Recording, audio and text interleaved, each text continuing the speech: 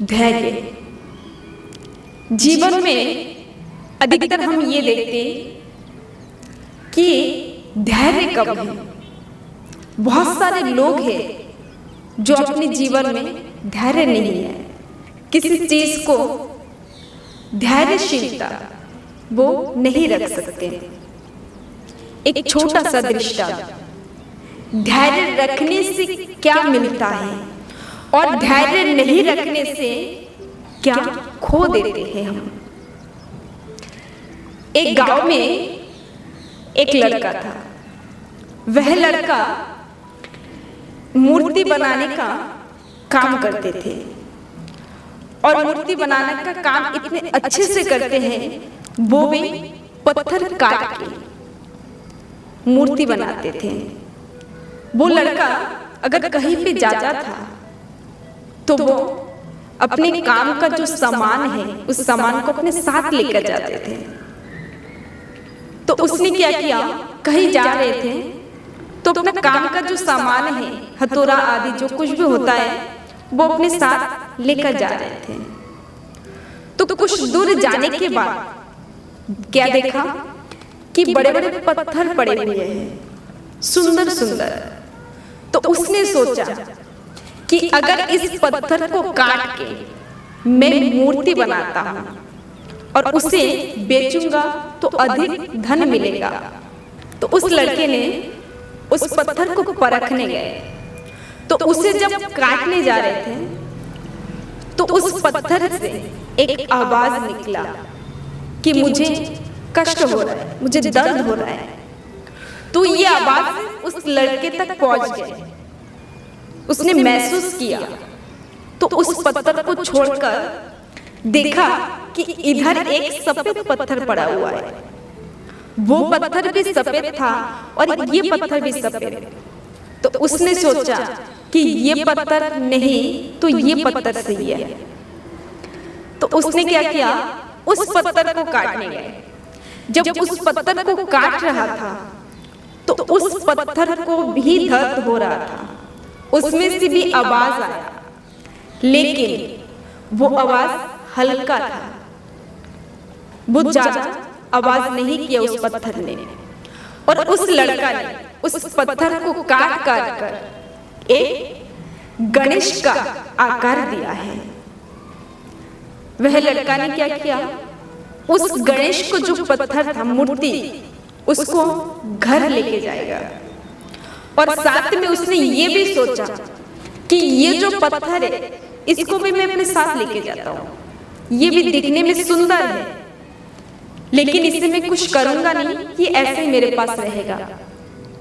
तो उसने क्या किया, उस पत्थर को भी अपने साथ ले लिया और जिस पत्थर को काट कर एक गणेश का मूर्ति बनाया, उस दो पत्थर को अपने साथ लेके गए। और कुछ दिन बाद एक लाला आए।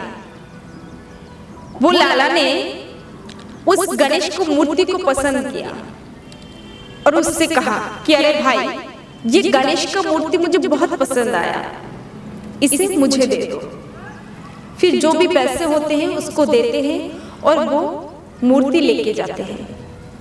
लेकिन साथ में वो पत्थर भी लेके गए थे।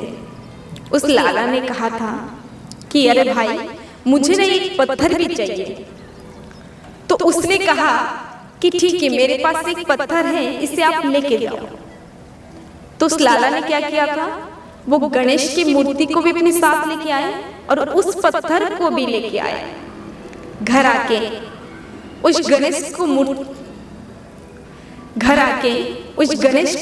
मूर्ति को स्थापित किया और पूजा करने के लिए जो जो सामान चाहिए वो लेके आए। सबको बुलाए, निमंत्रण किया और उस गणेश की मूर्ति के उद्घाटन के लिए नारियल लेके आए। और उस नारियल को तोड़ते हैं कैसे, उसे फोड़ने के लिए जो पत्थर साथ लेके आए थे, उस लाला ने उस पत्थर के पर वो नारियल फोड़ते हैं। और जब नारियल फोड़ते हैं तो उस पत्थर को भी दर्द हो रहा था। पूजा पाठ किया, सब लोग अपने अपने घर गए। लाला भी मंदिर के दरवाजे बंद करके वो भी सो गए।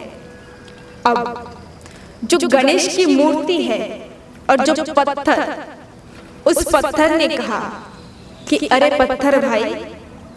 गणेश ने कहा हाँ भाई बोलो। उसने कहा कि मैं भी पत्थर हूँ और तुम भी पत्थर हो, लेकिन एक बात बताओ, मैं पत्थर होके नारियल फोड़ने का काम कर रहा हूँ, मेरे ऊपर नारियल फोड़ रहे हैं और तुम पत्थर होके पूजा मिल रहे हैं, तुम्हें लोग पूजा कर रहे हैं, इसका कारण क्या? तो उस गणेश की मूर्ति ने बड़े अच्छे से उस गणेश की मूर्ति ने कहा कि अरे भाई तुम भी पत्थर हो और मैं भी एक पत्थर हूं, लेकिन मुझे एक पत्थर से ये गणेश का आकार मिला है और जिसने मुझे बनाया उसने पहले तुम्हें ये गणेश का आकार देना चाहते थे, लेकिन तुमने उस वक्त आवाज दिया कि तुम्हें दर्द हो रहा है, तुमने जोर जोर से कहा, तो उस व्यक्ति ने तुम्हें छोड़कर मुझे चुना और मुझे भी दर्द हो रहे थे, लेकिन मैंने हल्के से आवाज छोड़ा, फिर भी मैं सहन करता गया और वह व्यक्ति मुझे आकर देते गए।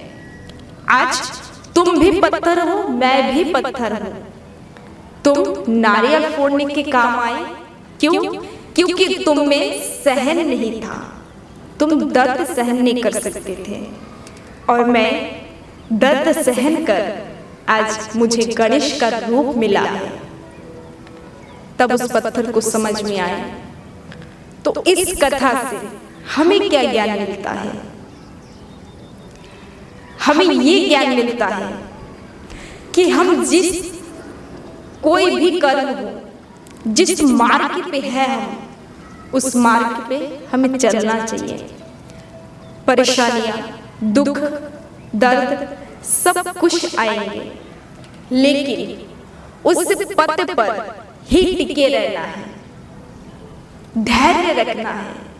कष्ट आएंगे, लेकिन फिर भी उस कर्म को करना है, सहन करना है और सहन करते करते एक दिन जैसे उस पत्थर को गणेश का आकार मिला है, एक दिन हमें भी मिलेंगे जो पद, जो स्थान हमारे लिए बने हैं वो हमें अवश्य मिलेंगे। इसीलिए धैर्य रखना चाहिए। हरे कृष्णा।